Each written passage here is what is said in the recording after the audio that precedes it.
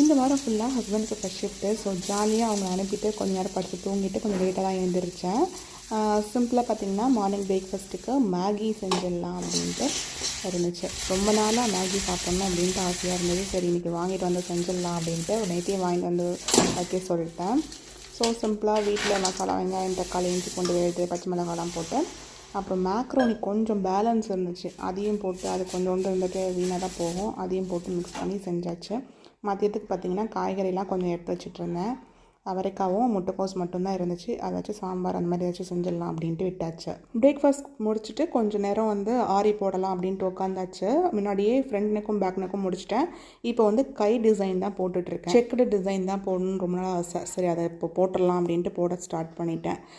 ஈவினிங்காக சந்தைக்கு போயிருந்தோம். எப்போதுமே திங்கக்கிழமை சந்தை மணவாள் நகரில் பட்ற ஸ்டாப்பிங்கில் சந்தை நடக்கும். அங்கே போயிட்டு காய்கறிலாம் வாங்கிட்டு வந்தாச்சு.